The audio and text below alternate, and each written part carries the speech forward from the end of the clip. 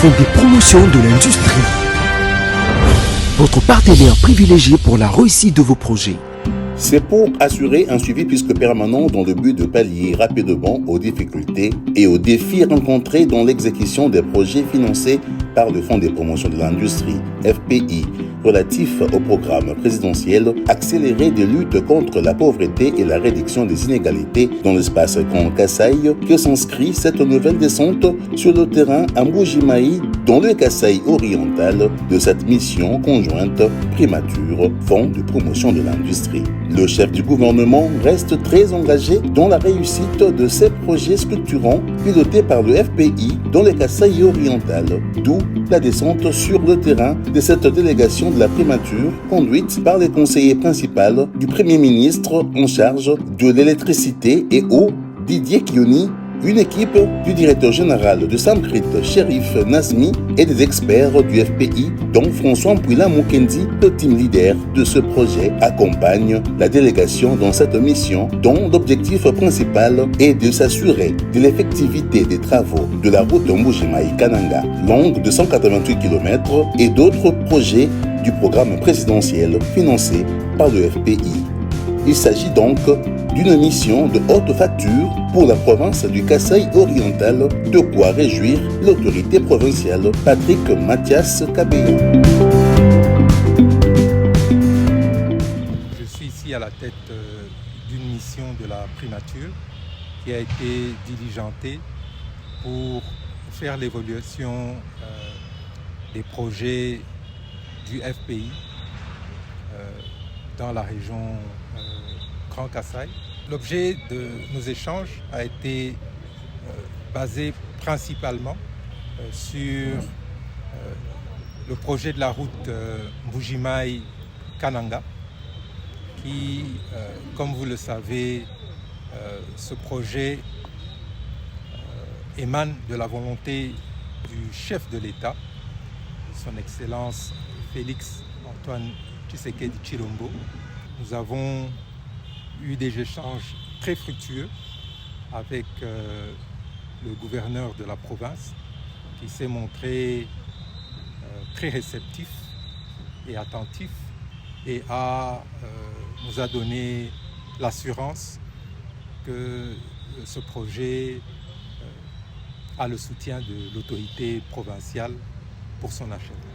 Les directives données par le Premier ministre Jean-Michel Osama Lukonde relatives à la célérité dans l'exécution de travaux ne doivent souffrir d'aucune entorse. Conscient de cela, l'autorité provinciale a immédiatement réuni les différents services techniques sous sa supervision afin de trouver des remèdes face aux difficultés rencontrées à Mbuji-Mayi, comme obstacles physiques sur l'emprise de la route nationale numéro 1 dans son axe compris entre la ville de Mbuji-Mayi et Kananga, en cours des constructions par l'entreprise égyptienne Samkrit sur un financement du FPI.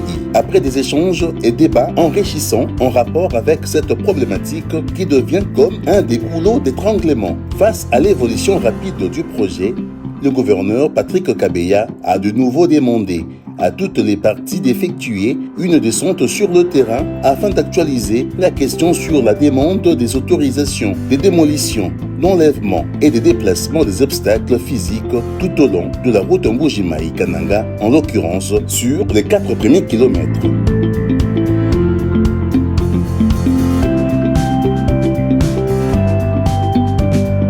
Ils sont de retour sur le terrain pour une nouvelle évaluation technique et matérielle des obstacles physiques rencontrés sur l'emprise de la route Mbuji-Mayi-Kananga, précisément dans la zone urbaine, soit en partant du point kilométrique 0 référencé par le rond-point Kalalawankata jusqu'au point kilométrique 4 référencé par le village Sibombo. Il s'agit des services publics provinciaux du Kasaï oriental concernés par la problématique d'enlèvement, déplacement et démolition des obstacles, à savoir la SNEL, la Régie des eaux, la SCPT, l'Office de route, l'OVD et bien d'autres. Cette descente sur le terrain, faite sous la supervision de la délégation venue de Kinshasa, a été élargie à d'autres entités provinciales concernées par cette problématique, notamment le ministère provincial des infrastructures, les services de l'urbanisme et habitat, ainsi que le cadastre.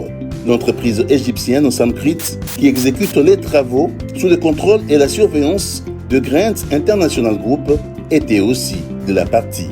La tâche n'a pas été facile.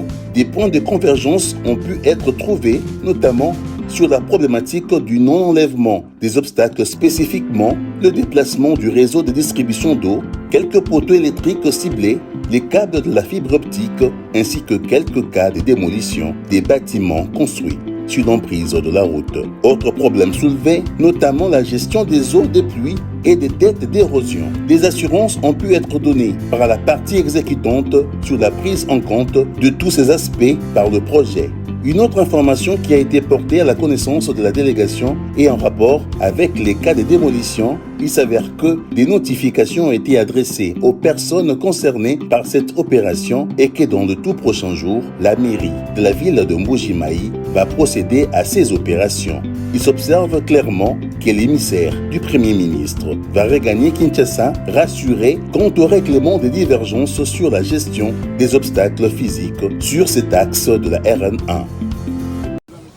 J'aimerais aussi remercier le fait qu'il y a eu de la bonne volonté de chacune des parties, mettre les idées ensemble pour aplanir les difficultés autour des obstacles qui se posaient sur le chemin de la route. Donc, après les termes de référence de notre mission ici, nous allons maintenant attendre que le PV de tous nos travaux soit établi et nous rentrerons avec un message globalement positif avec les engagements de chacune des parties. Et pour rendre effectifs les engagements pris par toutes les parties en rapport avec ces obstacles, un procès verbal a sanctionné les différentes réunions techniques de 3 jours au cours desquelles toutes les parties ont manifesté leur volonté de voir ce projet capital pour le développement des deux Kasaï et des environs aller de l'avant. Au-delà du point kilométrique 4, la délégation conjointe prémature FPI a pu constater que les travaux de déblayage de terrassement pour ouvrir l'emprise de la route Mbuji-Mayi-Kananga se poursuivent bel et bien dans la zone périurbaine. Sur plusieurs kilomètres, les géotextiles, qui est un élément essentiel dans la construction de cette route voulue moderne, a été effectué avec succès. Cette zone est déjà prête à recevoir les graviers. On rappelle que cette technologie innovante de la pose du géotextile appliquée par la société Samcrit sur cette partie de la route nationale numéro 1 Mbuji-Mayi-Kananga est une première en Afrique centrale. Cette technologie, de l'avis des experts, garantit la protection de la voie pendant plus de 50 ans contre les infiltrations des eaux de ruissellement de surface et des eaux qui remonteraient du sous-sol.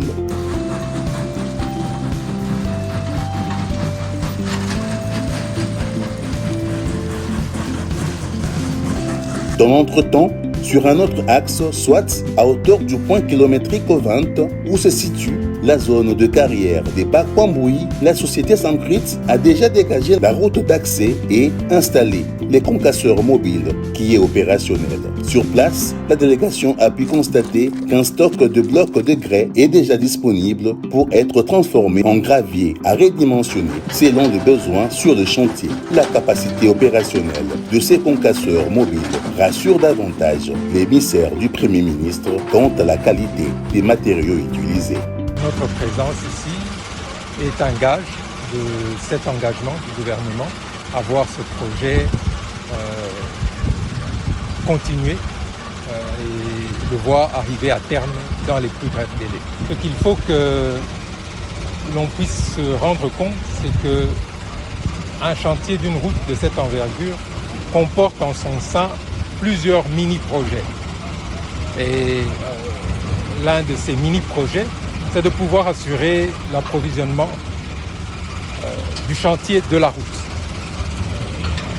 L'instance ici, c'est que nous pouvons voir cette carrière qui n'existait pas avant et qui a été aménagée par le contracteur. Il y a une route d'accès de 4 km qui a été faite. Il y a eu des travaux de nivellement de la montagne où nous nous trouvons. Il y a des travaux d'excavation qui ont été faits et il y a maintenant toute une opération ici qui existe, qui permet de faire l'excavation des roches et de venir les concasser ici sur place. Et cela va pouvoir alimenter entre 60 km et 90 km de route ici. Un autre projet de grande envergure financé par le FPI au Kasaï oriental, visité par la délégation, c'est la centrale photovoltaïque de Djipouka, située à 25 km de Mbujimayi, dans le territoire des Katanda. Sur place, l'entreprise égyptienne Hassan Alam Pejesco, qui exécute les travaux, et ceux des Grandes Internationales qui assurent le contrôle et la surveillance du projet, ont convié la délégation à une visite guidée pour constater les avancées techniques sur ces sites devant fournir 10 MW le jour et 5 MW la nuit à la province du Kasaï oriental. Globalement, allant du montage des structures métalliques à la pose de panneaux solaires, la mise en place de 2 compartiments de batteries en lithium pour le stockage de l'énergie produite, ainsi que l'installation de 3 inverteurs et de boîtes de jonction qui servent à collecter les câbles des panneaux photovoltaïques, puis les diriger vers l'onduleur. Il a été porté à la connaissance de la délégation que l'exécution du projet est satisfaisante et que le taux d'exécution physique du projet est aujourd'hui à plus de 70%. De l'avis des experts, il pourrait être opérationnel d'ici le mois de décembre 2023. Le conseiller principal du Premier ministre, Didier Kyuni, qui est du Collège énergétique à la primature, a salué la qualité de l'ouvrage. Nous nous trouvons ici au milieu du pays. Le chef de l'État s'est engagé dans un vaste projet de désenclavement des provinces au centre du pays. Cela est central au développement du pays tout entier. Donc, il y a certains efforts qui sont faits, mais ces efforts devront être de plus en plus appuyés. Nous avons pu nous rendre compte ici des difficultés énormes qui ont été connues, particulièrement pour la logistique. Nous y travaillons, mais encore plus d'efforts doivent être fournis pour alléger la tâche de tous ceux qui ont la responsabilité de travailler dans ces conditions.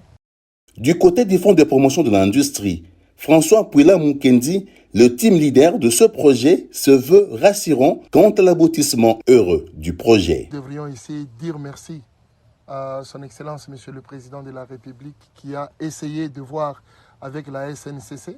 Et aujourd'hui, sous l'encadrement de son Excellence, Monsieur le Premier ministre, nous sentons qu'il y a une amélioration des conditions de transport au niveau de la SNCC. Nous pouvons rassurer la population, il y a une nette amélioration.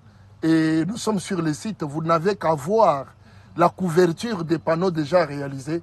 Ça parle de soi-même qu'il y a une amélioration en termes de l'apport logistique. Nous ne pouvons pas résigner. Décembre est devant nous. Nous sommes en train d'y travailler. Signalant qu'au Kasaï oriental, le FPI finance également la construction des infrastructures sanitaires et scolaires, des chantiers qui évoluent dans l'ensemble sur une note positive. Le FPI soutient et accompagne avec détermination la vision du chef de l'État, Félix Antoine Tshisekedi Tshilombo, manifestée par le gouvernement de la République dans ces 2 secteurs. 2 grands hôpitaux sont sortis de terre sur financement du FPI à Mbujimayi. En outre, l'hôpital de La Mouya renferme en son sein d'imposants bâtiments ultramodernes. Cet hôpital, construit à plus de 95%, il ne reste à ce jour que le raccordement à l'eau, à l'électricité et des équipements médicaux. L'hôpital est cancellé quant à lui et les chantiers qui avancent aussi. Plusieurs grands bâtiments qui y sont construits peinent tout de même à être finalisés. Rappelons que le directeur général du FPI, Bertin Moudimou Tshisekedi, avait, au mois de juin dernier, exhorté l'entreprise qui réalise les travaux à appuyer sur l'accélérateur. La même directive vient d'être réitérée à l'entrepreneur vu les enjeux que renferme cet ouvrage sanitaire. Du côté du chantier relatif à l'unité des transfusions sanguines, le constat fait état d'avancement des travaux au rythme des réalités locales, à savoir les coûts excessifs des matériaux. À l'heure actuelle, les travaux ont atteint la phase de finition. Une recommandation a été faite à l'entrepreneur, celle de respecter la nouvelle échéance fixée à fin août 2023 pour la fin de travaux.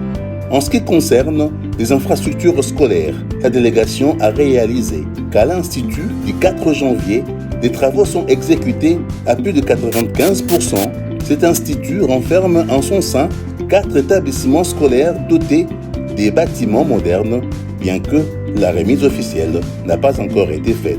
Outre le complément des pompes pupitres déjà commandées, la dotation d'un mini-réseau de distribution d'eau s'avère indispensable. Enfin, à l'Institut Kalenda Mudishi, la délégation a pu se rendre compte de la poursuite de travaux.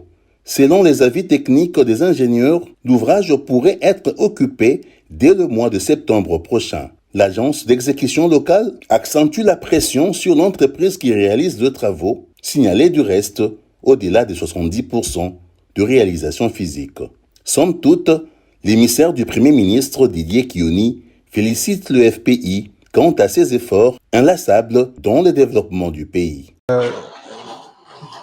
Nous sommes satisfaits de l'évolution du travail, mais nous sommes aussi satisfaits de la façon dans laquelle toutes ces activités ont été organisées et ces projets ont été structurés. Nous encourageons les entreprises à pouvoir finaliser au plus tôt ces ouvrages. Il y a quand même une certaine inquiétude parce que nous approchons des échéances. Nous puissions livrer ces ouvrages très bientôt. Du côté du FPI, bien que les œuvres parlent d'elles-mêmes, on reconnaît l'existence de quelques difficultés, surtout d'ordre logistique. L'on se rappelle encore lors de son dernier séjour à Mbuji-Mayi. Le directeur général, Bertin Mudimu Tshisekedi, avait déclaré qu'aucune difficulté à la réalisation de tous ces projets n'est insurmontable. Le FPI reste serein quant à l'aboutissement de tous les projets de développement financés en faveur de la population RD congolaise.